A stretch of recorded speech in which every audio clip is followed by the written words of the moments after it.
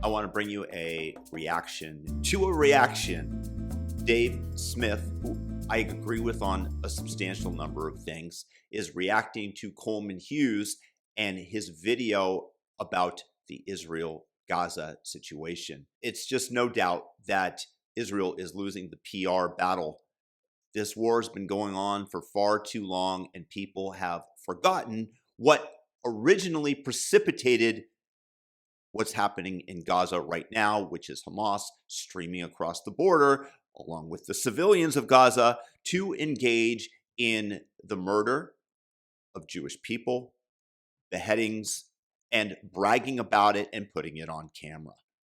I don't know of any more atrocious event, but nevertheless, these people have differing views, and as I normally agree with Dave Smith about economic things and liberty things, I disagree with him on Israel-Gaza. So I'm going to react to him reacting to Coleman. So enjoy. Please leave your thoughts in the comments section if you agree with me, if you agree with Dave or Coleman, or your thoughts on the matter. Here we go. What's happening in Gaza? This is a difficult topic, and there's no way to say anything meaningful about it without offending people, but I think it's important to discuss nonetheless. As I've said on this show and on a few of my Joe Rogan appearances over the past few years, I believe that in the war between Israel and Hamas, the Israelis are the good guys and Hamas are the bad guys.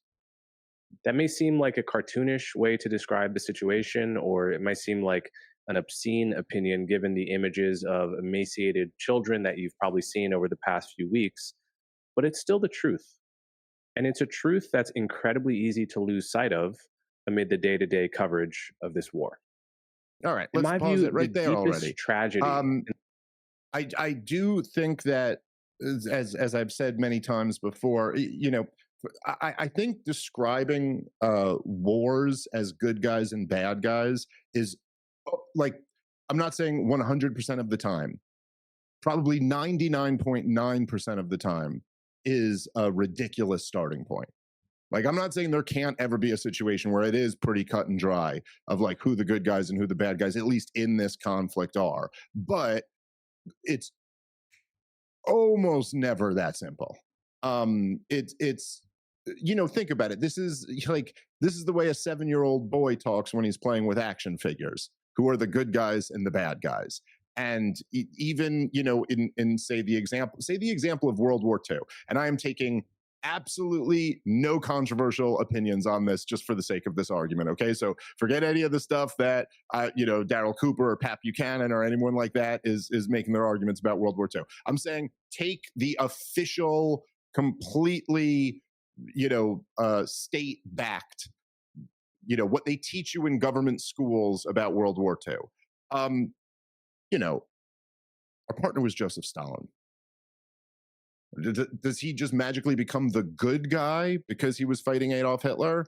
I don't know. I mean, it's not an unfair point to say that Joseph Stalin was not a good guy. Nevertheless, he was fighting against the aggression of Germany and what was clearly, and they're going to try to frame it, I'm sure, later as a genocide of the Jewish people against the Palestinians, against the Gazans, but in this case, it actually was a genocide. It seems to me like maybe we could have a slightly more sophisticated way to construct how we view these things. But I don't think, to Coleman's specific point in this example, from the perspective of the Ukrainians who were starved by Joseph Stalin or their family members, he's not the good guy to them. And so also, I don't think calling Israel the good guy in this situation is just, I don't think the issue with it is that's crazy because of these images that we've seen. It's crazy because of what Israel's been doing. It's what has Israel been doing? They responded to a merciless attack that Hamas has declared that they would repeat over and over again, that every year, every day should be on October 7th until they annihilate not only Israel, but all Jewish people from the earth. It's a religious battle that they're framing, unfortunately, and many people imbibe this, as a land battle, that they just want the land. It's not completely true. Hard for when a group of people are inflicting such a level of human suffering on innocent people, it seems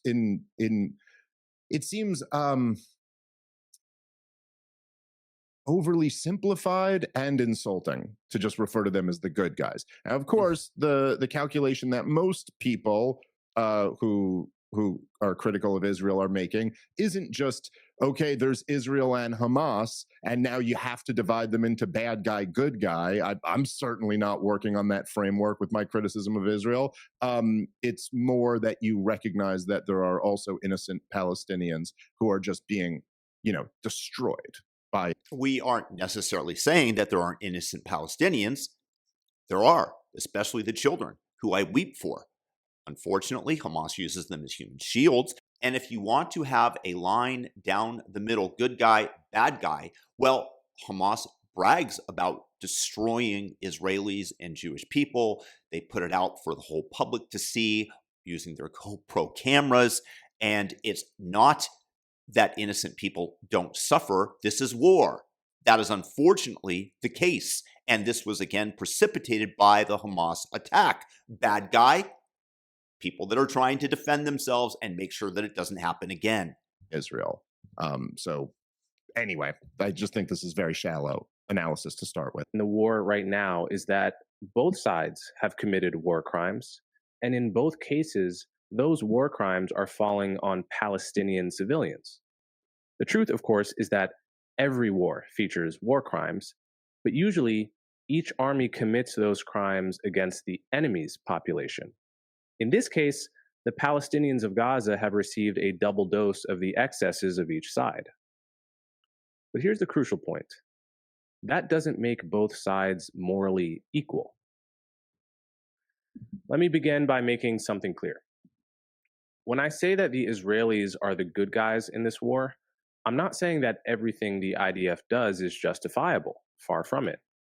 And I'm not saying that Israeli soldiers haven't committed war crimes. Certainly they have. What I mean is that Israel's goals as a country are far more benign and ethical than Hamas's goals. True. Israel's goal is to live in peace with its neighbors. Now, you can focus on the far-right faction within Israel that wants more than that, but it's just that. It's one faction within a democracy. Let's pause it right there. I'm sorry, let him finish his sentence. No more representative of the will of Israelis than AOC or Marjorie Taylor Greene represents the will of Americans. Okay, all right. So let's pause it right there. Okay, so this is look, I mean, the whole well, listen, war crimes are always committed, and it's like, all right, yeah, this seems like a bit of mental gymnastics to get yourself to support the side that's committing war crimes that you can't even. I'm sorry, Hamas literally invaded, again, I repeat, Israel, because people forget this, because the war has been going on for 2+ years. And it is a shame that Israel didn't come down with great might and fury at the outset, but they were doing so surgically because Hamas also is holding hostages beneath the terror tunnels that they built with the billions of US tax dollars that they've been sent. Deny are being committed. As far as the whole argument about Hamas commits war crimes to their own people, so like the Palestinians are the only ones to get a double dose of these war crimes. Well, I don't know. I don't exactly know. I'd have to I'd be interested almost to prod with questions here of Coleman of what exactly he is saying, because obviously the Hamas committed war crimes on October 7th, and does Hamas commit war crimes against the Palestinians? Okay, fine. But if you're going to say its own citizens are being kept as human shields, they are not allowed. When Israel warns Gazans that an event is going to take place and to disperse, to go somewhere else, Hamas will point guns at them and keep them in place because their martyrdom, their deaths benefit the cause.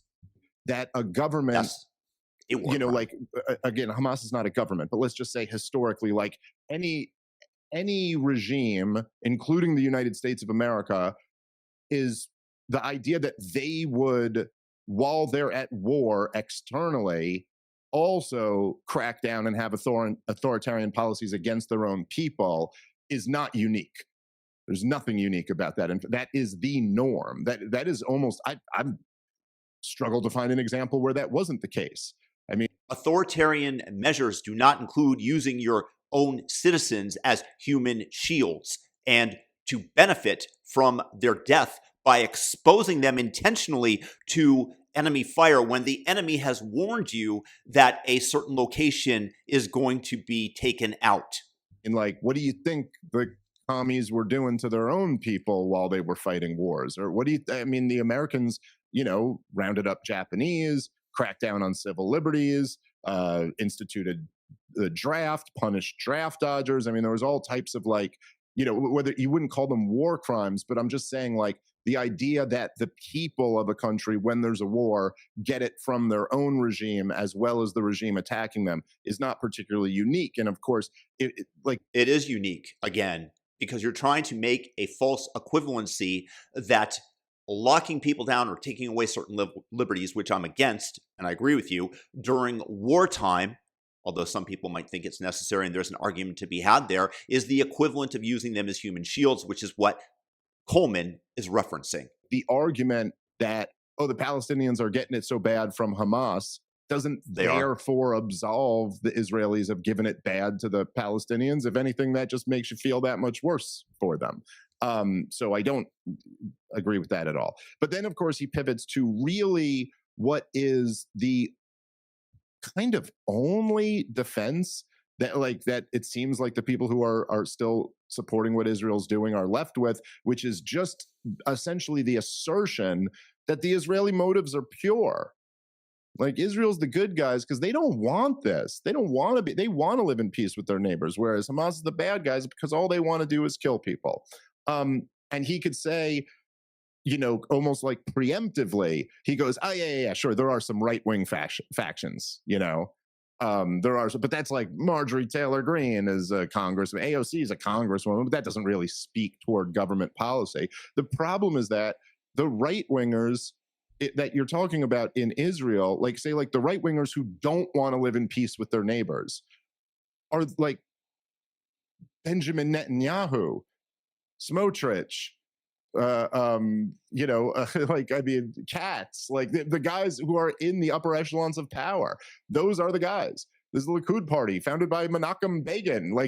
These are the guys. Yes, they are those right wingers who don't want. So this isn't like saying this isn't like talking about AOC or Marjorie Taylor Greene in 2025. This is more like talking about the neoconservatives in 2004, the people who occupied all of the positions of power within our federal government, and so, or a huge number of them, and who are getting their policy enacted. So no, this isn't like some fringe element. We're talking about the leaders and the policy that they're enacting.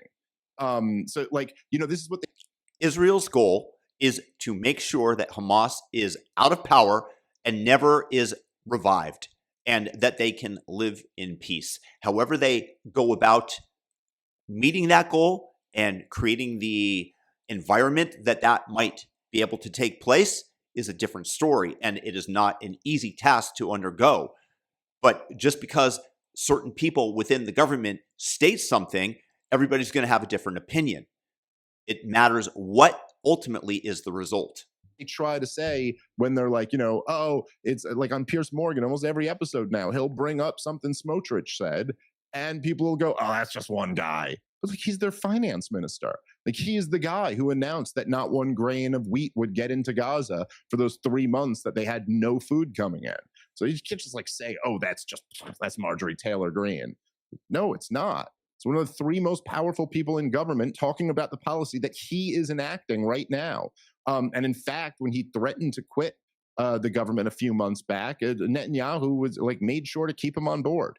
So that's just not true. And so if you're going to say, I don't I get into these arguments all the time. The one that I had the other day, where And this is kind of how defenders of Western aggression typically operate. But so when I was arguing with this guy, I can't even remember his name, but when I was arguing with this guy in Pierce Morgan the other day, he said at one point, he said the dumb line about Neville Chamberlain or whatever, and I was making fun of him for that. And then he goes, well, you don't understand, that you can't appease dictators.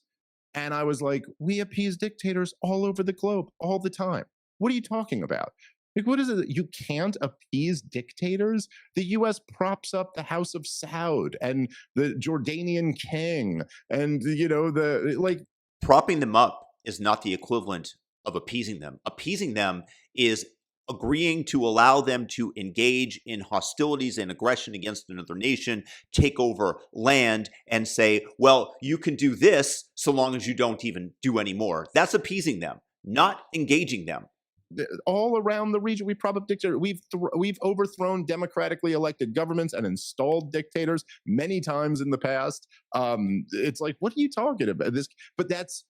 It's like a bumper sticker line. No, we don't appease dictator. We believe in democracy. And what it really is doing, if you think about it, is it's ascribing intentions. It's ascribing the purest of intentions, as if what's going on, what's driving U.S. foreign policy is that we oppose dictatorship. We believe in democracy, but that's obviously not the case. And so you can't, it doesn't make sense to judge governments based off like the rosiest interpretation of what you believe their motives are, even when everything they do completely contradicts the idea that that's their motives, right? Like it's I don't know what he's talking about here. The idea that you're still supposed to sit there after we're in bed with all of these dictators and just say, oh, we're just against dictatorship. It's the same thing as saying Israel wants to live in peace with their neighbors. Israel has never been at peace with their neighbors. That's just a fact. I'm sorry. And do you not think that Israel would like to live at peace with their neighbors? Granted that seizing land on the West Bank is wrong, but every single war since 1948 was started by the Arabs in the region against Israel. Israel's had to endure non-stop rockets launched every other day from Hamas, and that's why they have their Iron Dome to shoot them down, from Hezbollah.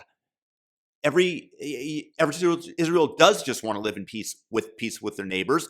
It's just that the neighbors are not so nice and don't want to live with peace with them. No matter whose side, if you want to blame it all on the other side, okay. But Israel has never been at peace with their neighbors. They've been at war with the Palestinians That's the side of the since point. the creation of the state of Israel. There has never been peace. There may have been some periods of ceasefire, but this is a long war that's been going on since at least 1947. And, the people who are in power, Benjamin Netanyahu, like I always talk about the clean break strategy and all of that, but the clean break memo was written to Benjamin Netanyahu. And what was the break from? The break was from Oslo. And don't use any of the later excuses about the Second Intifada or Camp David or any of that stuff. This was in 1996. This was only a couple years after Yitzhak Rabin had signed on to the Oslo Accords. Netanyahu has always represented the faction that was against a two-state solution. So don't tell me you're trying to live in peace with your neighbors when your plan is to dominate them. Who negated the peace? Bill Clinton stated over and over again that it was Yasser Arafat who got 98% of what he wanted and did not agree to the deal because he thought that his side would kill him. And he might have been right. But who has thwarted peace at every opportunity? Perpetuity. Benjamin Netanyahu, was it 2 weeks before October 7th, went to the UN with a map that had all of Gaza and all of the West Bank as part of Israel. So if what you mean by live in peace with them is annex them, okay. But I don't think that's not exactly what most of us describe as peace. All right, let's keep playing. By and large, Israelis don't want to conquer Gaza. In fact, they left Gaza voluntarily in 2005. True. And they don't want to wipe Gaza off the map. If they wanted that, they could have done it any time in the last several decades. With their advantage and firepower, they could do it now in a matter of weeks. Let's pause. And you should ask yourself, it's just too ridiculous to say, like, Israel doesn't want Gaza. because they left Gaza voluntarily in 2005. And this is the thing that they all try to spin, that like, oh, Israel, they gave Gaza back. The occupation ended in 2005 or something like that. But like anybody who knows anything about the situation knows that that's all just, it's all nonsense. And they admitted this the whole time. And so here, I'll see if I can find the exact quote, because it really is the best one that you need to know. Okay, so here is Dov Weissglass. He was Ariel Sharon's senior advisor. Okay, so this is, Sharon was the prime minister in 2005 when they had the disengagement.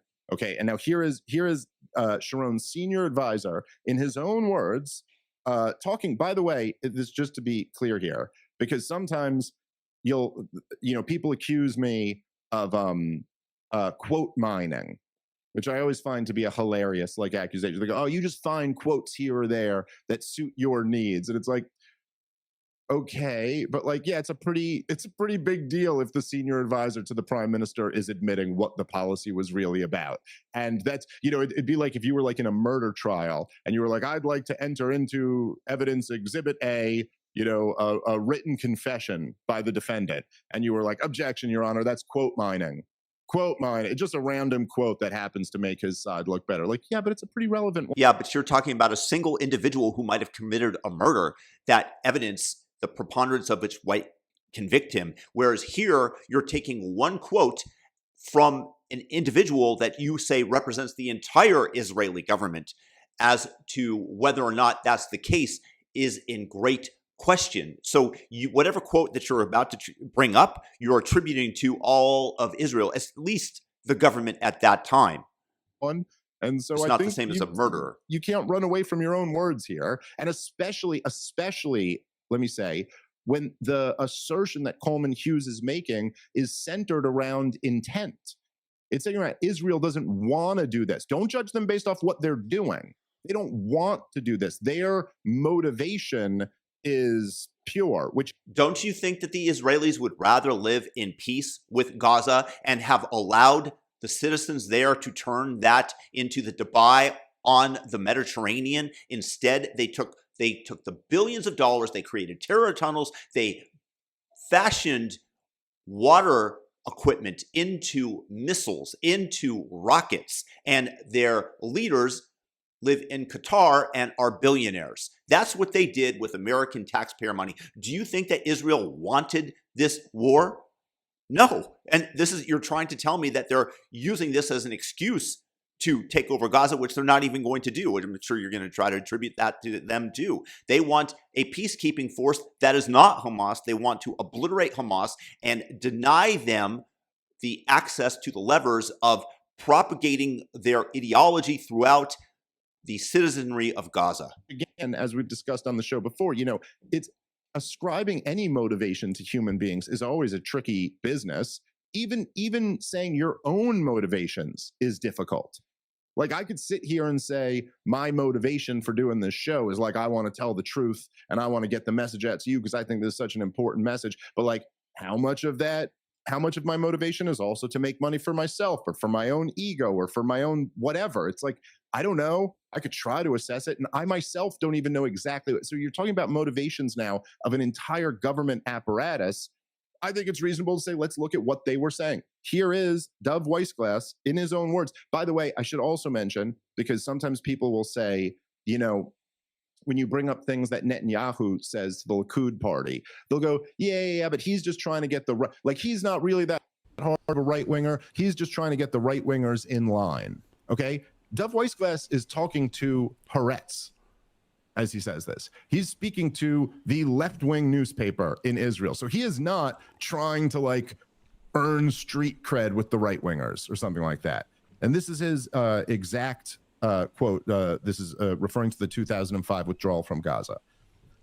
He says, and I quote, "The significance of the disengagement plan is the freezing of the peace process. And when you freeze that process, you prevent the establishment of a Palestinian state, and you prevent a discussion on the refugees, the borders, and Jerusalem. Effectively, the whole package called the Palestinian state, with all that it entails, has been removed indefinitely from our agenda, and all of this with a U.S. presidential blessing and the ratification of both houses of Congress. The disengagement is actually formaldehyde. It supplies the amount of formaldehyde that is necessary so there will not be a political process with the Palestinians. The disengagement plan makes it possible for Israel to part conveniently in an interim situation that distances us as far as possible from political pressure. It legitimizes our contention that there is no negotiating with the Palestinians."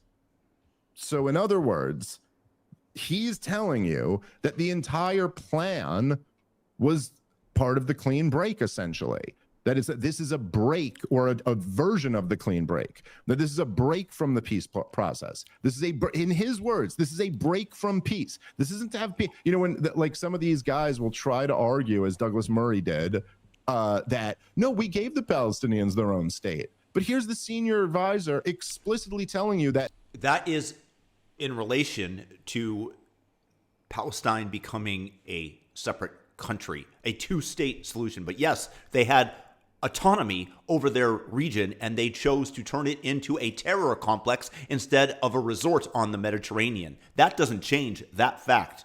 I have to admit that the quote does show some malfeasance on the Israeli side in terms of their motives, but that doesn't change the fact, once again, that Hamas turned that place into a terror state when it could have been completely different. And at that point, if they had turned it into a resort that was peaceful, then Israel would have had a hell of a time not agreeing to a two-state solution. And they had offered the Palestinians many, many times before. No. He's doing the opposite of that. He's ensuring that they never get one. That was the whole game of disengagement. They pulled the Israeli settlements out of Gaza. They pulled the IDF troops out of Gaza. They built more settlements in the West Bank than they pulled out of Gaza, by the way. So it's not like they stopped moving on Palestinian land, but then they put a full blockade around the country. Again, I am vehemently against Israel appropriating land in the West Bank. I do consider that to be a crime. And if those supporting Palestinians want to point to the West Bank and the incursions of Israeli settlers there, I completely and 100% concur. However, that is not the case for Gaza and Hamas. And they totally dominate the airspace, the sea space, how far you can fish off the coast, what goods can come in, what goods can go out, who can. And that is because everything that Hamas imported were terrorist weapons. And even with this, they still managed to assemble a mighty arsenal that they throw at Israel. As I said, who would want to live in a country where you're continuously being bombed with rockets being sent over and having to take shelter every other day? That is what the Israelis face, and they put up with it. And they said no more after this attack. Come in, who can go out? This is how, in the very beginning of the war, right after October 7th, Israel's response was to turn off the water and the electricity. Well, how do you do that? How do you do that to a country you're not controlling? And this is why all of the international human rights organizations all said, yeah, the occupation never ended in 2005. Yeah, you took a prison and you pulled all the guards out and put them around the wall in a perimeter, but that's not the same thing as freeing the prisoners. The prisoners could have been freed if they had continued to behave well, rather than acting as the hardened criminals that they are, and then taking in the population for 20 years and making sure to instill Jew hatred and the desire to obliterate an entire group of people. So anyway, there's just using 2005 as anything to like prove what the Israelis wanted, but in their own words, as they admitted, as the players who were enacting this policy admitted, the game was about what he just said, the status quo, keeping the status quo going. They can park comfortably here with the approval of the Americans. And where is here? Where is that status quo? With complete domination of Gaza and the West Bank. That's the status quo. Wanted that, they could have done it any time in the last several decades. With their advantage in firepower, they could do it now in a matter of weeks. And you should ask yourself why they don't. Hamas, on the other hand, does want to conquer Israel and wipe it off the map. True. And they would be happy to do what they did on October 7th to the entire country. That's what I mean when I say that the two sides in this war are not the same. There is a huge moral asymmetry between them, and that matters. All right, let's pause it here for a second. The point I'm making here. It's funny that Coleman says this. Like, if Israel wanted to take Gaza, they could. If it, they have all this more firepower than they do. It's like, it's kind of funny that this comes. He might have made this video's from last week. He might have made this video like a couple days before Benjamin Netanyahu announced that they're taking Gaza. So, I don't know. It's like, am I to taking Gaza? No. Using Gaza as a location that will have not UN peacekeepers, but Arab peacekeepers and the United States to ensure that Hamas does not rise to power and subjugate their citizens to their totalitarian ISIS-like rule. Yes, that is the difference. They are ensuring that Gaza remains out of the hands of Hamas, which Israel, of course, views as an existential threat at this point. Judge them based off their actions, or am I to judge them based off what Coleman Hughes, pinky promises and tells me their real motivations are? They're, to his point about like they're not morally the same. It's like, I don't think anyone's claiming they're the same. There are lots of differences. That's not really the point. The point is whether what Israel's doing ought to be supported or not. Or I think that's a much more relevant question. And, as far as like this stuff about intentions and saying, well, Israel doesn't want to kill everybody and take the whole thing over, but Hamas really does want to kill everybody in Israel and destroy the whole country or something like that. It's like, this is, it's like, as always with these things, it's such a framing tactic. It's like, first of all, like, you're getting into the game of ascribing intentions while ignoring their own stated intentions, which we could get more into. Hamas repeatedly and in its charter stated that its intention was the obliteration of the Jewish state. They want to kill every single Jew on the planet. Fact, stated intentions. You don't have to impute or decipher anything, as you're trying to do with Israel and trying to make that equivalent to what Hamas has stated.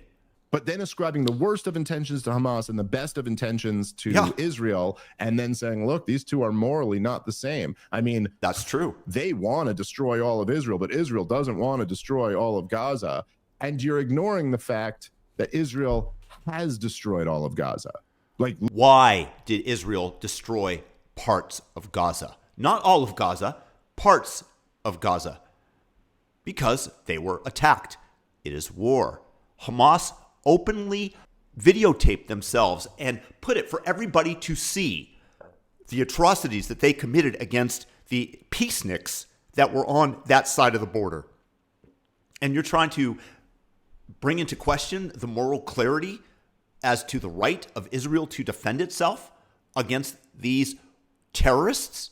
Literally, Gaza is destroyed. I think 80% of the structures have been destroyed. Like, so what is it? What is that? It's like as if you were having a question about the war in Iraq, and you started saying like, well, if George W. Bush wanted to kill every last man, woman, and child Iraqi, he could. And if Iraqi could, they would. If Iraq could, they would kill every last man, woman, and child in America. Like, all of this is totally that's not the same. Irrelevant. Like, the question it's not is irrelevant. Like, the question is like, George W. Bush launched a war. Did he have a right to do that? And the answer is no, he didn't. That's what matters. I agree with Dave here. I was very much against the Iraq war at the time, and we've been proven correct. I don't think that these two are nearly the same. Not whatever intentions you ascribe to Saddam Hussein versus George W. Bush. All right, let's keep playing. is right on the surface of how we look at most wars in history. It's possible to agree with the goals of an army, but condemn its methods. In fact, it's not just possible, it's actually most people's default view of most wars, including just wars. Many people take that attitude towards dropping atomic bombs on Japan, for instance. Or when you learn about the Union Army burning down 40% of Atlanta, including civilian homes during the Civil War, most of us respond by thinking, wow, that was terrible, and some of it must have been unnecessary, but the North was still the good guy in that war. Why were they the good guys? Not because they were the underdogs. In fact, they weren't. Not because they suffered more war crimes. In fact, the South almost certainly suffered more war crimes, but because their goals were more benign. The South was fighting to preserve slavery, and the North was fighting to end it, if not at the beginning of the war, then certainly by the end. In other words, pause it there for a goals second. that each side is fighting. Oh, yeah, I didn't know that was in here. Okay. All right. Without trying to get off on a whole thing about the Civil War, but it is interesting that that Coleman had to throw that in there, that their goal was to end slavery, at least by the end of the war, maybe not by the beginning. Well, because, you know, like your goals at the beginning of the war really matter because that's when you launched the war, right? So like that, you know, if you launched a war, the thing is that they need that because otherwise the whole thing kind of falls apart. Like if you if you realize that actually, and even Coleman must to some degree, because he even himself there goes, okay, well, maybe not at the beginning, maybe not at the beginning of the war. Okay, but that gets into like what the actual reason for the war was, because that's when wars are launched, at their beginning. And at the beginning, it was quite clear from the North. There's quotes of Abraham Lincoln you could find on this stuff. Okay, then why not go for something more equivalent, which was the World War II and the slaughter of Jewish people by the Nazis? If you want to go in there and state that your stated goal is to eliminate the regime that is committing genocide against one group of people, actually several groups of people, including gypsies and people that are disabled, the Nazi regime was absolutely evil, then go ahead. But I don't understand why we're going off into this tangent about the Civil War and that the reasons that you began the war and the reason that you decided to continue it have to be the same. That doesn't have a lot to do with what's going on here. And I don't like this equivalency here that he's trying to pull with the U.S. Civil War. And by the way, the only reason that the South suffered the majority of the war crimes was because that was the land that the war was conducted upon. He was very clear that it's like the war was about keeping the Union together. And he was like, if we got to keep slavery to do that, then fine. And if we got to abolish slavery to do that, then fine. But the whole point of the war for the North from the very beginning was that we cannot let the South secede. You know, all that together we stand, divided we fall. That's what it was about. And certainly it was about slavery to the South the whole time. But I'm just saying, like, I think most people, they want a yada yada over that part of it because that part is just so indefensible. Like, let's just say, hypothetically speaking, let's say the issue of slavery was off the table and some states just wanted to leave America. They're like, we don't want to be a part of America anymore. We want to form our own country. And then you said, okay, well, we're going to invade you and burn your states to the ground. Most people would be like, that's a pretty tough one to justify. But that is why the North did what the North did. Anyway, I say all of this to basically just say that I think Coleman's, I mean, he's not really making an argument. He's saying that this is people's default settings. I mean, hey, we dropped nukes in World War II, and hey, look at what the North did to the South in the Civil War. But all that really amounts to me is that, oh, there's been horrible atrocities committed in war, but we all tend to agree that they're justified. It's like, okay, but can you make the argument that they actually are? And again, this, like, you know, saying like what happens is quite often, I think, the winners of wars write the history books, and even if they don't, it's not that simple. It's just they control kind of the way that history is interpreted, because no historian is really arguing that from the very beginning of the war, slavery was the motivating factor for the North to get into the war. Or if they are, it's certainly not the consensus. And I don't think any serious historian is really arguing that, like, Joseph Stalin and FDR fought the Second World War to end the Holocaust or something like that. But that sure is the way it's spun in a lot of people's like popular imagination, you know, that like the Civil War was fought to end slavery and the Second World War was fought to you know, save the Jews or something like that. It's just not true, but that does make it a lot easier to paint these pictures of like, oh, okay, well, so sure, they may have done some bad things, but their goal was like this noble goal.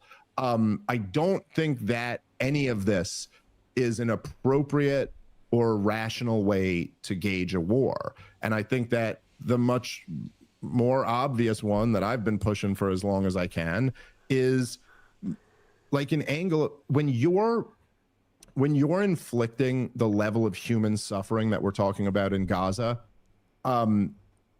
I think the obvious standard, like the obvious question should be, do you absolutely have to do this?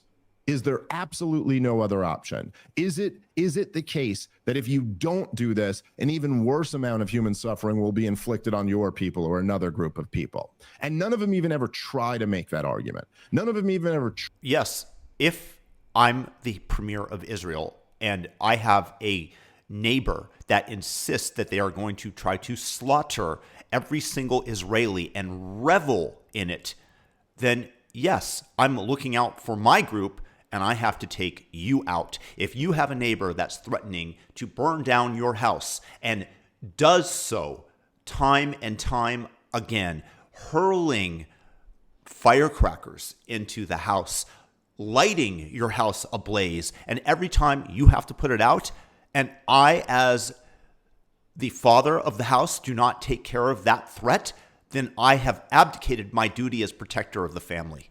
Try to say, look, this is terrible that Israel's doing this, but it will be an October 7th every single day if we don't, because they know that's not true. You know, like they know. And so instead, you're basing your justification on like, but isn't Hamas a worse group than the IDF, or what they would do if they could? But who cares? They can't. So that doesn't fucking matter. What matters is they can't. Like it doesn't matter. They just if like some dude in let's say a convicted serial killer who's in a maximum security prison, and you were like, if he had nuclear weapons and the ability to launch them, he would nuke the United States of America. The only reason that Hamas is in that maximum security prison is because of what Israel has done. So I don't understand this equivalency. Dave Smith, I was listening to this originally at 3.0 speed. He's not nearly as bright as when you're listening to it at that speed. It's like, okay, maybe, but he's in prison. He doesn't have nuclear weapons. Like there's just, this is a non-issue. And the issue is, what are you doing to these people? And do you have a right to do that? And if you don't, then like, do you absolutely have to? And that, it just seems obvious to me that should be like the onus should be on anyone defending what Israel's doing at this point to make that argument. And the onus is on them to have an overwhelmingly compelling argument. Like you can't just go in like, we're going to slaughter a bunch of people because maybe something worse would happen. You'd have to have like definitive like evidence that this is. It's called October 7th. Going to be worse than this if we didn't do that. But no one even attempts to make that argument when defending Israel, because it's impossible. All right, let's keep playing. Fighting for matter a great deal. That's not to say that goals are the only things that matter. How armies conduct themselves matters too. And it's very easy to find examples of IDF soldiers conducting themselves terribly. Each example of this should be reported on and exposed, and those responsible held to account. However, it's also true that this is to be expected in any war. If 1% of all human beings are sociopaths, and just humor me with that assumption for a moment, if 1% of all people are sociopaths, then out of 500,000 or so Israeli soldiers that have served in Gaza, you'd expect 5,000 of them to be maniacs. And that would be true in any war. How much damage could 5,000 heartless soldiers do over the course of a year and a half? How many war crimes could they commit against innocent Palestinians? And how much bad PR could they generate for Israel? Yet that's what we'd expect to see, even if the IDF were doing everything right. But is the IDF doing everything right? Absolutely not. For one thing, the choice to cut off all humanitarian aid to Gaza for over 2 months earlier this year in order to pressure Hamas to release the hostages was, in my view, a mistake and arguably a war crime. So here, let's Hamas pause has it right there, stolen okay, for a enough second, because this is like this is just like it's trickery, dude. It's like fuck, and I don't see how people can't see through this, or how anyone doesn't see through this. But again, even when he's describing, so he's going, "Hey, look, man, 1% of people are psychopaths. You got an armed force of 500,000. There's gonna be 5,000 psychopaths running around." Now, again, even if that's just the case, then okay, you're supporting a policy of unleashing 5,000 psychopaths on innocent people. And no, this is a function of war. When you invade Israel, and I keep coming back to that because this is what precipitated the entire Gaza horror that the people there are suffering through. It is because you had a bunch of psychopaths to the person that revel in taking human life, that phone their parents, and there's a recorded phone call of a Palestinian saying, "Look, father, look, mother, I've killed 10 Jews with my own hands, and they're so proud of him." Innocent Jews. These are the psychopaths. 100% of Hamas have been trained to be psychopaths. You got to back up why that is absolutely necessary. What the hell, man? Like, we're civilized human beings having this discussion. You're telling me I back a policy of 5,000 psychopaths being unleashed on grandmas and children? Okay, dude, but you better have a hell of an argument for why you absolutely have to do this. And that doesn't ever seem to come up.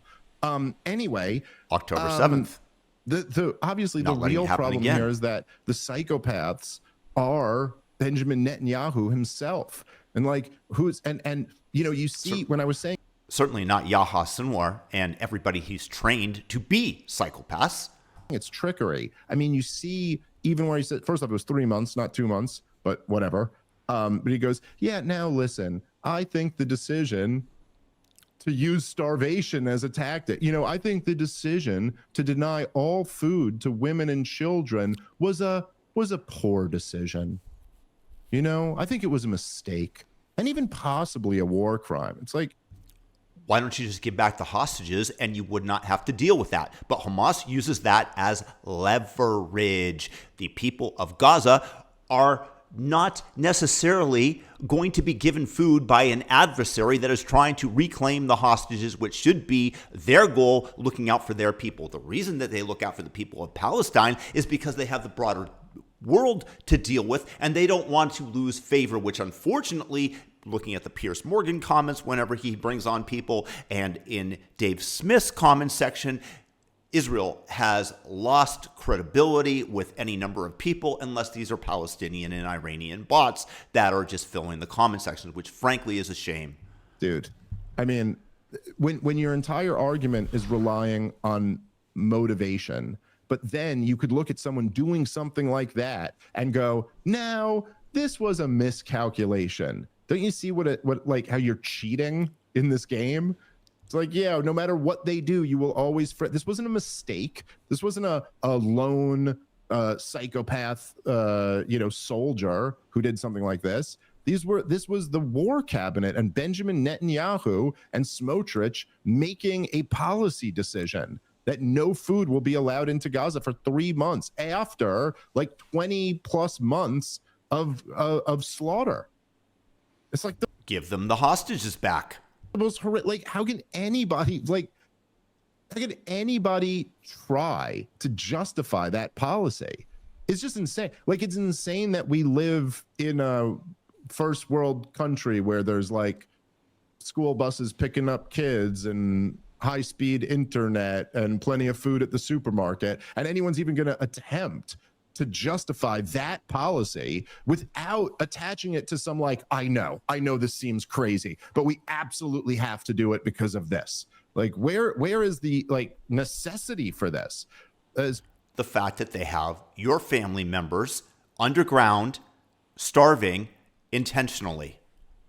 Anyway, so again, this is all just cheap from yes. The Israeli government at the highest level decided to deny food to babies and old people for 3 straight months. All right, let's keep playing. To survive in its tunnels for a prolonged period. We know that. And they're completely unaffected by the suffering of their own people. We know that too. You can add to this the failed experiment in aid distribution that's been going on since May. IDF soldiers using live rounds for crowd control, which is to say, shooting above people's heads to disperse crowds. But there are also credible reports of soldiers shooting civilians who are trying to get food and accidentally go into a prohibited zone. Now, some of these are tragic accidents and some are doubtless war crimes. Okay, let's pause there for a second. Jesus Christ, dude. I mean, it is like, you know, I don't know. I swear to God, I'm not trying to be like inflammatory, but it is. Do you get my point? Like, even when I was saying in the Alex Berenson debate the other day, it's so weird that people like, they talk about Holocaust denial and then accuse people who aren't denying the Holocaust of denying the Holocaust. But like, just tell me, what exactly am I listening to right now? Like, what is this?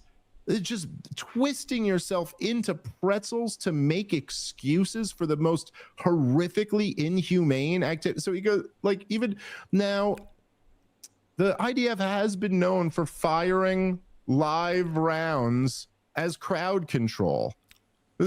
I need to explain a couple things that maybe people aren't aware of. The Israeli Defense Forces are distributing the food in order to keep it out of the hands of Hamas, which will take all of the aid, hijack it, and resell it at a premium to its citizens. This food is being distributed for free. And instead of allowing Hamas to maintain a stranglehold over the citizens, the Israeli government wants to bifurcate. They want to separate Hamas from having power, and thus maybe the citizens will naturally rise up against those who are no longer taking care of them via force, and now they're able to get the food differently. Now, the Israeli Defense Forces are trying to keep people in line and firing overhead, etc. But what is the Israeli necessity to distribute food other than trying to keep world opinion on their side? That becomes the question. Is it, if I'm engaged in a war, since when is the United States distributing food to the Japanese during World War II or to the Germans? Were we doing that during the war in order to keep them supported, in order to keep the governments there functioning? No, it's freaking war. And because the Israelis have not engaged in a 100% full-on assault on this, they're somewhere in the middle. It's not the Israelis' job to distribute food in Gaza. Shooting above, there's a long line, including like elderly people and babies, as well as just innocent men and women who are desperately hungry, trying to get their hands on some of the crumbs from one of these, aid deliveries.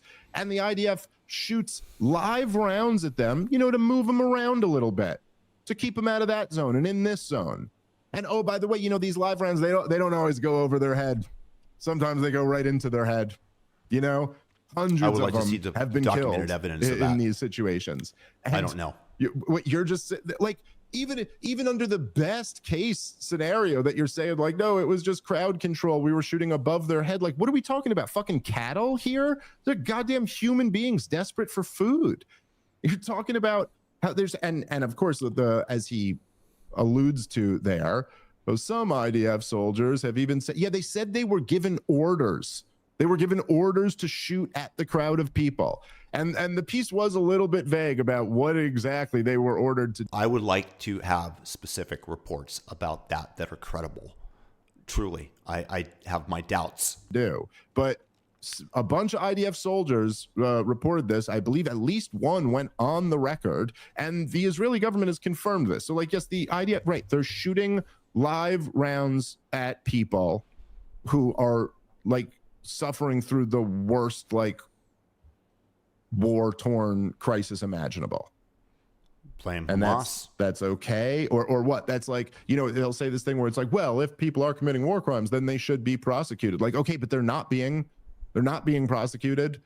There's two forms. Israeli soldiers have been prosecuted in the past for crimes that they've committed during war or aggression. You know who does not prosecute war crimes? Hamas. They actually encourage it. In fact, there is money in the Palestinian Authority's budget to pay to the families of those who kill Jews. It's pay for the kill. Look that up.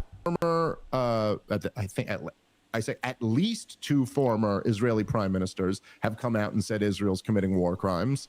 There's a ICC arrest warrant out for Netanyahu. None of them are being held accountable. You know what I'm saying? So like at what point, if you're still defending the thing where no one's held accountable, are you just defending the war crimes?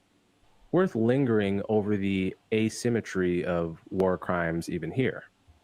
When an IDF soldier goes berserk, he commits a war crime. But every time a Hamas fighter shoots a bullet without wearing a uniform, it's a war crime. Hamas's entire MO is one big war crime. And unlike most wars, where each side is committing crimes against enemy civilians, in this case, almost all of the excesses, both of the IDF and of Hamas, fall on Palestinian civilians. But whose fault is that? Is it Israel's fault that its own civilians are incredibly well protected by defensive infrastructure like the Iron Dome and bomb shelters? Necessarily Is it only Israel's fault that Hamas has built one of the most extensive networks of underground bomb shelters in the history of warfare, but doesn't allow its own civilians to enter them? Is it Israel's fault that Hamas uses children as lookouts, thereby turning them into combatants under the international laws of war? Because when we hold Israel alone responsible, I mean, I don't know what, just asking, asking yourself the easiest questions that no one's asking and then answering them. It's like, even in that, it's like, is it Israel's fault that Hamas uses children as lookouts, thus under international law, turning them into combatants? Like, no, I don't think anyone ever said it was. Hey, how about all the children who aren't used as lookouts? They would not be combatants, right? How many of them have been? You mean the ones that Hamas uses as human shields and holds them up to the cameras when dying and say, this martyr has helped the cause. Every newspaper, every outlet in Western media send this forward to the college students so that they might support us.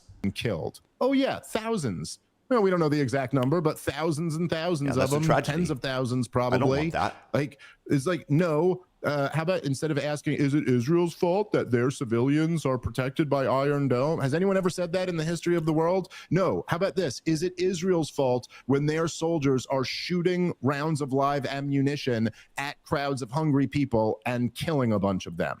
Right. They're doing that because they're lined up to get the food, not because they might fear for their lives, because there might be a rush, because Hamas might be agitating people and threatening them, or they fear that they're going to be suicide bombed. There are all sorts of reasons that might happen, not intentionally. Hey, shoot those innocent people that are just lined up for the food. I don't believe that for a second, no matter how you try to frame it. I'm going to need concrete evidence to believe you.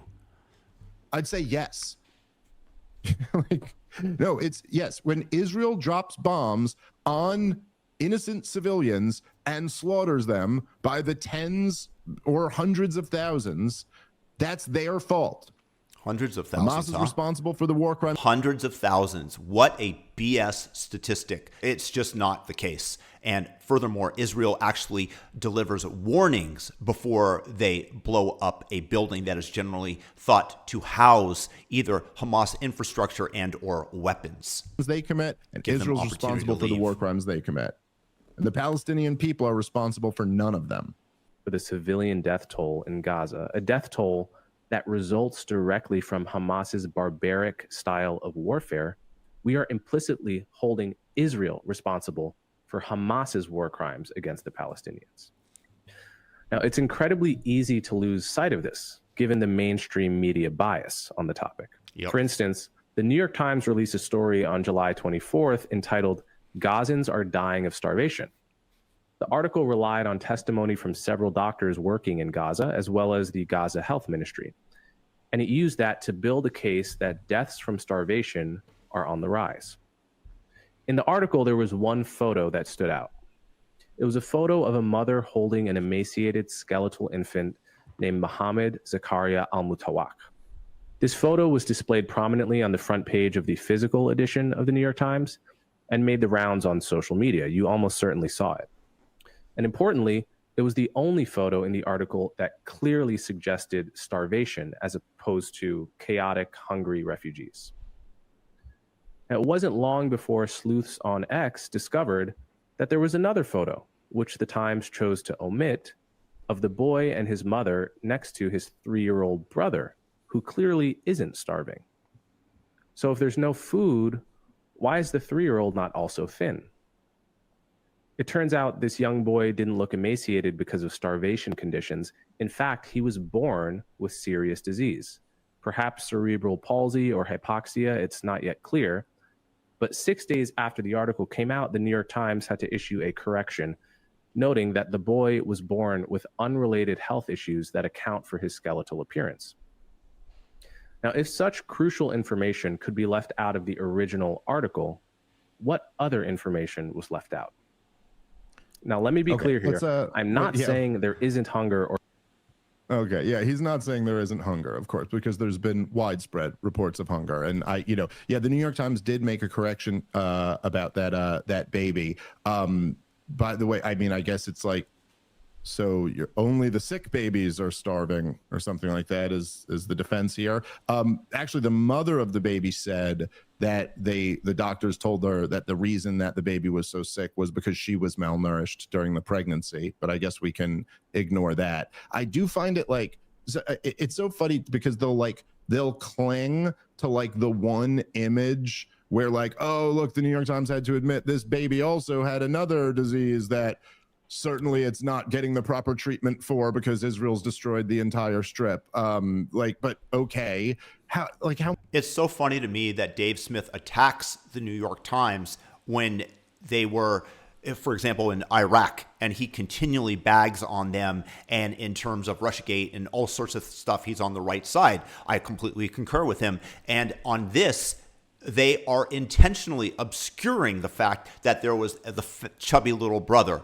Cute kid, good. I'm glad he's in good health. But they completely X'd that out, and it's intentional. It has to be. It's stupid or it's liar. I just find the Times to be absolutely dishonest because they intentionally eliminated the brother and held the skeletal boy up as an image to its reader to inflame the anti-Israel sentiment amongst them.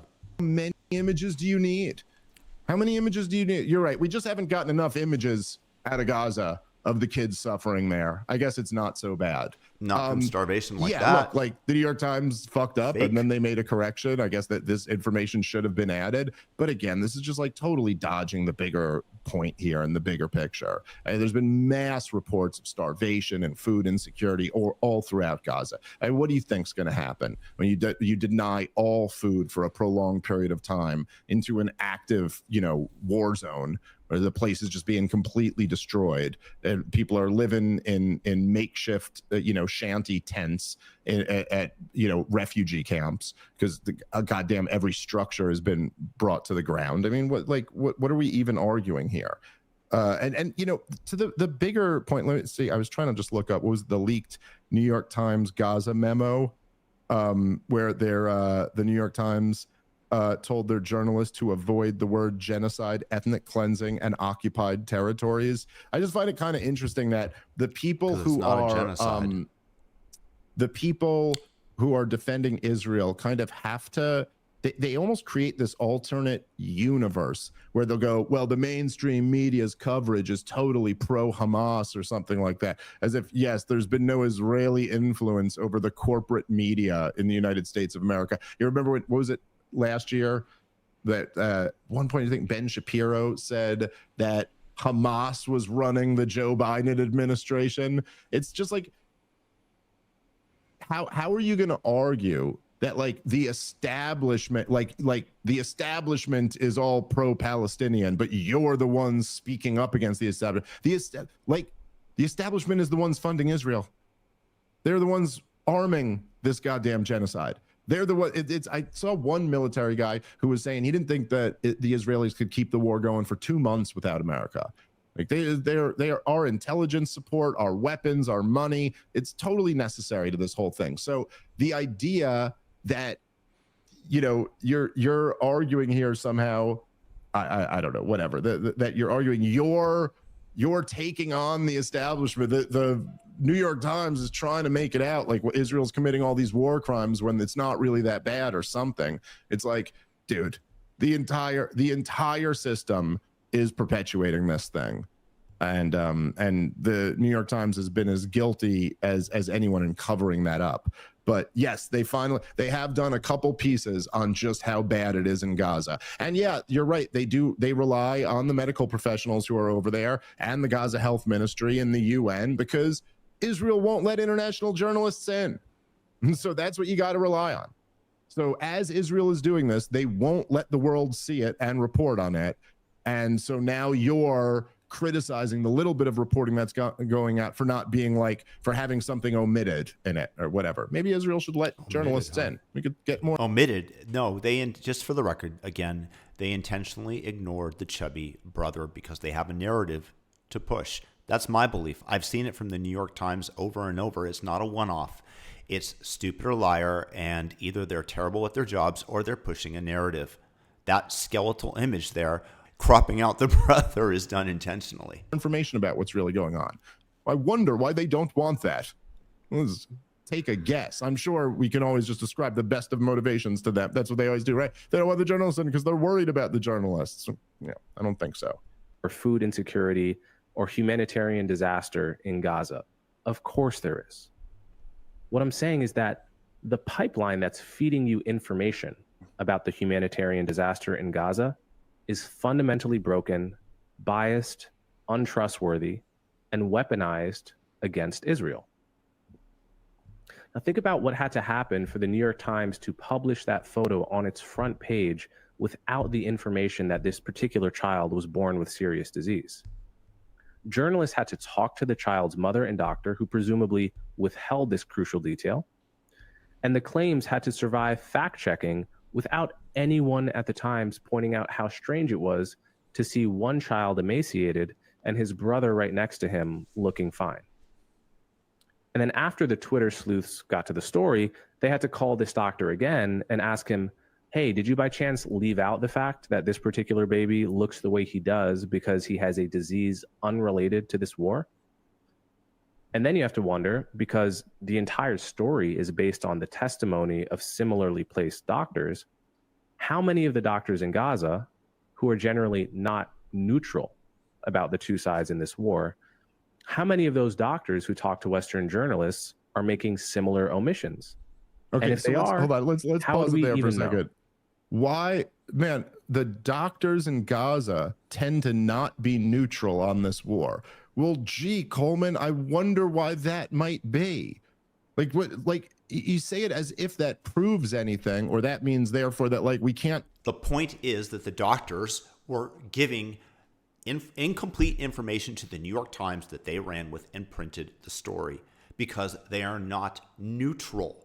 Therefore, the New York Times did a horrible job in terms of deciphering and getting down to the truth. Thus, the view that the Western consumer of media is getting is completely slanted. Trust the doctors. I like the idea that the doctors in this war zone they're the bad guys. You know, the people going in and risking their lives to treat these babies. We can't trust them. And you know why we can't trust them? Because they tend to oppose these babies being killed.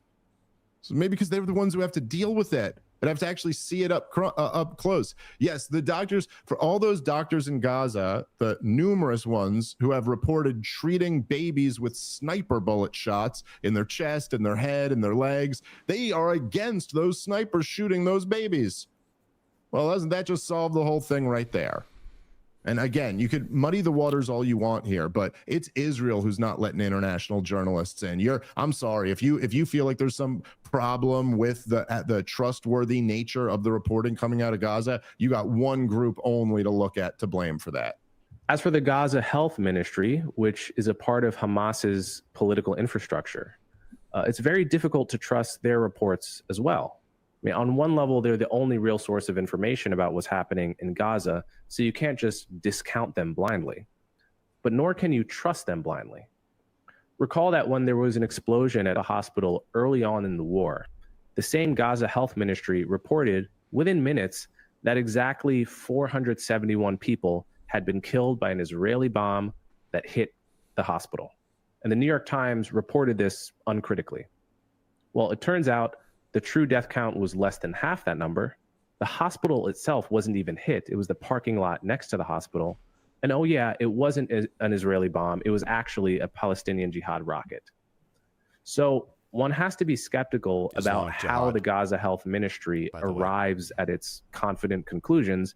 And one has to understand that their incentive is to exaggerate as much as they can get away with. Correct. All right, And the less let's pause it skeptical for a that second we there. are as Western. Because honestly, like it's kind of pathetic to be. I think this was what 2023. He's going back to there was a report that was like yes, they said they hit the hospital and 400 people died, and then they revised it down.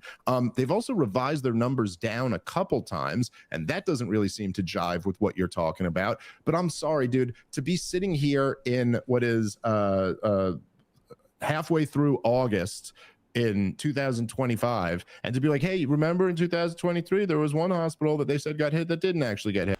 Here is the big challenge, and I take great issue with Dave Smith on this. You are demonstrating, Coleman is, the culpability of the media in spreading a narrative that favors Hamas, blaming Islamic Jihad rocket on Israel is what the Gaza Health Ministry did, because they are a propaganda outlet for Hamas. So once again, the same thing was done in part with the baby that was shown. So how can you continue to trust them when there are any number of these issues and you're getting the statistics from them and publishing them unquestionably? And the problem is that most people see the initial headline and not the retraction and base their opinion of the war upon it, which is why Israel is losing so badly in the court of public opinion, as I've mentioned, which is demonstrated in the comments section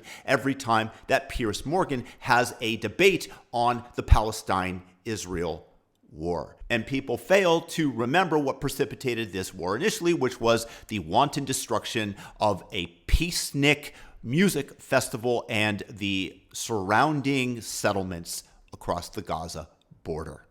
That hospital did get hit later. Like, what are we even, dude? There's reports every single day in the news. There's another report about the 172 Palestinians who just got killed. Another 65 Palestinians got killed. Every single day there's another chat. And you're cherry picking the one that was initially reported wrong. All right. I mean, what's really the argument there? Okay, yes, we're not getting perfect information about every single strike. We have a pretty clear general picture when 70 to 80% of the buildings have been leveled in Gaza. Journalists, the more they can exaggerate without penalty. Again, the information pipeline here is just fundamentally broken. Finally, I want to discuss the charge of genocide, because this is one of the most serious charges made against Israel. It's also, in my view, one of the most absurd. Genocide is the physical destruction, not the metaphorical destruction, not the destruction of property, but the physical destruction of a people in whole or in part.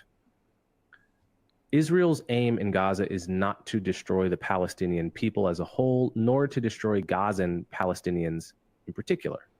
How do we know this? Because even if we accept the Gaza Health Ministry's numbers at face value, that is 60,000 people killed in Gaza in about 22 months of war. That is 3% of Gaza's population. You could argue that it's more than 60,000 dead because there are uncounted bodies tragically trapped under the rubble. But on the other hand, you'd have to subtract the combatants from that number as well, and the IDF says that about 20,000 combatants have been killed. To be clear, my default assumption is that both sides in any war are exaggerating their numbers. But for the sake of argument and fairness, let's just take both sides at their word for a moment. So 60,000 dead, 20,000 of whom are combatants. That's about 3% of Gaza's pre-war population killed in 22 months of war. Now, critics of Israel are fond of pointing out just how big the power disparity between Israel and the Palestinians is. And they are completely correct. Israel can do just about anything it wants. If the IDF chose to destroy Gazans as a people, they could kill almost everyone in Gaza in a matter of weeks. So ask yourself, why haven't they? And if your answer is international pressure, meaning they really would like to commit a genocide, except they don't want to become a pariah state like North Korea, well, then you've already conceded that they're not, in fact, committing a genocide. What you're accusing them of in that case is harboring secret wishes that they're not acting on. So we can have that conversation. Oh, okay. That's Hold on, separate pause it from right an here. This is accusation. just, whoa, this just really spun off the rails here. Hold on. So this is just totally incoherent. Dave is a little So he starts by saying genocide is trying to destroy a people in whole or in part. Then he goes, well, they're only doing a part. They're not doing the whole. Like what? I don't. I wish he hadn't said in part, because it's not really in part. It's the desire and the attempt to slaughter an entire race of people, as the Nazis did in World War II. They would have stopped at nothing in order to slaughter the Jews, as well as the Mufti in Palestine, by the way, who went to Hitler and begged for the opportunity to slaughter the Jews here in conjunction with the SS, by the way. No, what does that mean? Like, again, the problem here is that genocide is such a vague definition, but by the definition Coleman just gave, it meets it. Are they not destroying them in part? You just gave the exact number. I mean, obviously, if I destroy one person, am I not destroying somebody in part, a group of people? You're just making this up. And I'm making it up, I shouldn't say. You correctly prefaced that we don't even know if these numbers are real, just for the sake of argument. I'm just saying, for the sake of argument numbers here, you gave a percentage. That's it in part. Are they doing it intentionally? Absolutely. So intentionally? What are you even saying here? Again, if they wanted to kill every single Arabs in Gaza, to be accurate, they could, but they don't. They go out of their way not to try to kill innocent people, which is what you're ascribing their motive as being, Dave Smith. The argument is that they could do worse, but they don't. Why is that? If you say it's for international pressure, then you're admitting that they secretly want to do something that they're not doing. Like, what? No, none of this proves anything.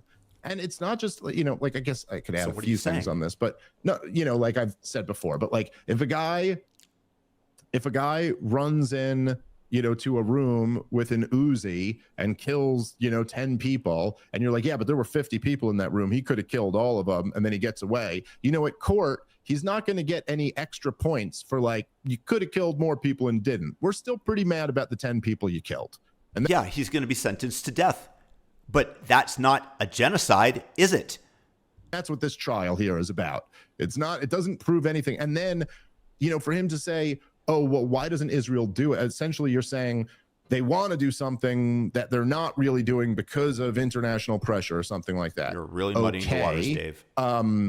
What they seem to be doing, what they have basically done right now and seem to be doing, again, I'm not taking any Arab or Palestinian sources here, okay? This is just what the Israelis are telling me. They are destroying the Gaza Strip. They've basically leveled the entire goddamn place. They're now openly talking about ethnically cleansing the people out and taking it. Benjamin Netanyahu just announced they are taking back Gaza. An occupation, maybe an annexation, depending on what you want to call it. Okay, so that seems like that was their goal. To kill a whole bunch of them, destroy their people in part, and then take their land. Mm-hmm. That seems to be what they're doing. Now, if you're going to say they would do more, but for international pressure, well, it's a little bit more than just international pressure. I mean, yeah, I don't know exactly how much more Israel could do. People say that a lot, but it's not actually so clear. People like... It's very clear. They could get the helicopters out there with guns and slaughter people wholesale. It's completely a fabrication if you're going to tell me that Israel couldn't kill virtually every single Gazan Arab in that region. Again, this is a little bit above my pay grade. I really do not know the answer to this. So if there's anyone listening who's like, you really know your science on this, then you might know the answer better than me. But I'm not sure. Could Israel nuke Gaza? I've never even heard of like a nation, you know. I mean, I guess I've heard North Korea threatening to nuke Seoul or something like that. But you're talking Israel and Gaza. I would imagine, depending on which way the winds are blowing, that could go really bad for Israel.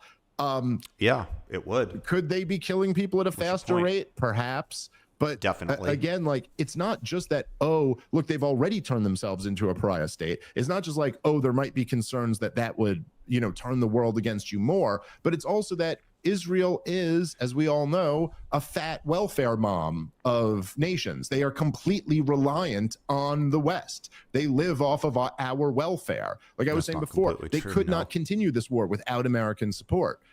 They couldn't, look at what just happened in Iran. They couldn't do that without American support. They can't do any of this shit without us. Even I'm sorry, their brilliant strategy of targeting Hezbollah with pagers that they provided the support for, the spying operation that they were able to do in Iran, it's an intelligence coup. It's amazing. Regardless of what side you're on, you have to admit that. So they're a very capable nation, and you're trying to frame them as the fat welfare recipient. I don't think so, Dave.